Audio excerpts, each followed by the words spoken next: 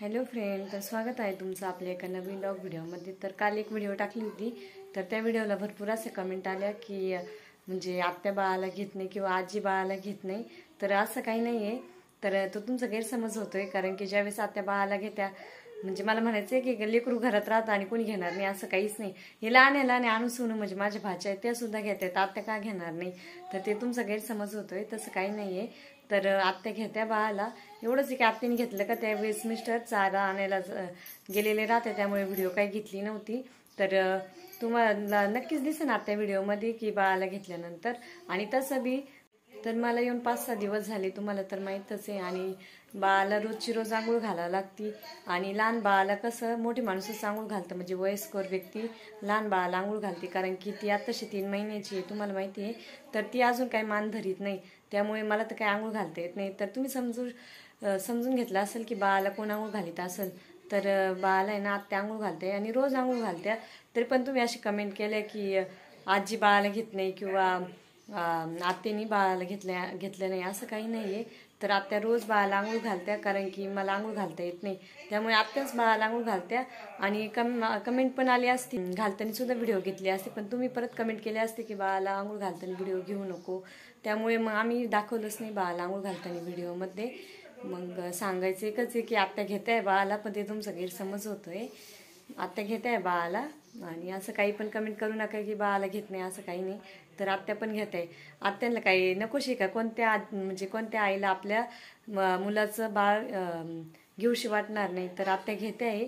तर तसं काही तुम्ही गैरसमज काय मानून घेऊ नका मध्ये। आणि इकडं गायांखाली भरपूर अशी चिडचिड झाली, कारण की 2-3 दिवसापासून सारखा पाऊस आहे। पाऊस म्हणजे लय जोरात नाही, लय कमी पण नाही, असा भीज पाऊस असल्यामुळे भरपूर चिडचिड झाली गायांखाली पण।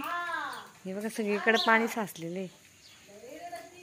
मिस्टर करते गायांसाठी चारा पाणी। आणि इकडं झाडं पण मस्त झाली आहे ना पावसाने, मस्त असे गुलाबाला फुलं आलेली, किती फुलं आले खाली। ठीक आहे, सगळे झाड मस्त झाली ना पावसाने। इकडं पण मोरपंखी झाड म्हणते ना या झाडाला, ते पण भारी झाले।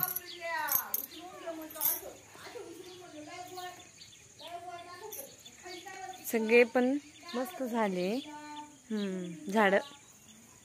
तर बाळा पण आत्या आहे, म्हणजे आत्या सांभाळते आहे बाळाला।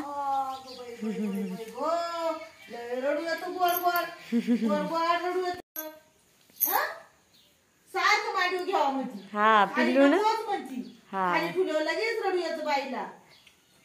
मांडी कळायला लागली ना तिला आता, आहे ना मांडी कळायला लागली, है ना पिल्लू? खाली ठेवून पहा बरं, रडती का परत घ्या, पहा बरं का तिला कशी मांडी कळती।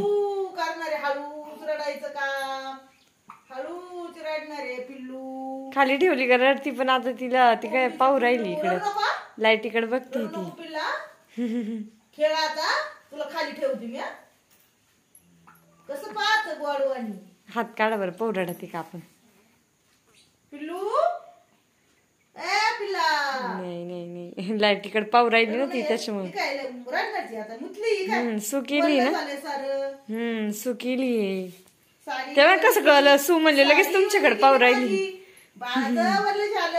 आणू सोनू बात आणू आईला, का झाला असं ना आम्हाला तर, आहे ना पिल्लू? टोपीचं गटका झालं काय? गार लागत ना, पण गार लागत ना, कशी नजर लावून राहिली पहिली का आता इकडे।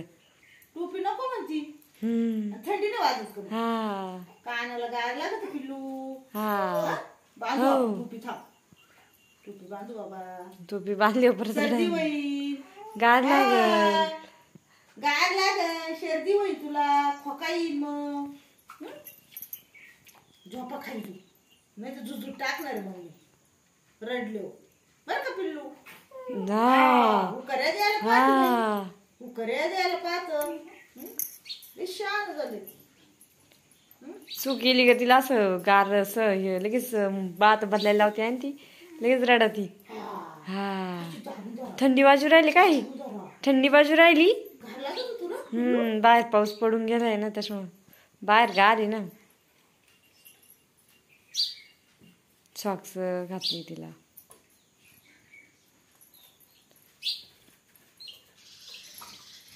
तर आता इकडं माझं चालू आहे स्वयंपाक. तर इकडं मस्त अशी मसूर डाळीची आमटी बनवली आहे. हे बघा, मसूर डाळीची आमटी बनवली. आणि इकडे सफेद भात पण केला आहे.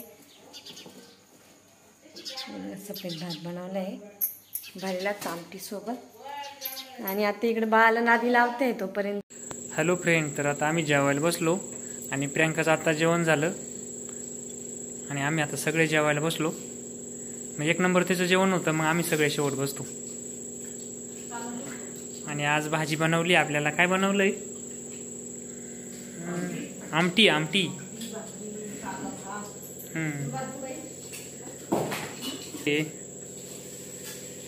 आणि पाऊस तर काय उघडा ना, रोजच उली उली येतोय, परत जोरात येत नाही. मोकार चिडचिड झाली काय खाली. पण आता तुला नाही जेवायचं काका? तर चला जेवण करून घेतो मी पण.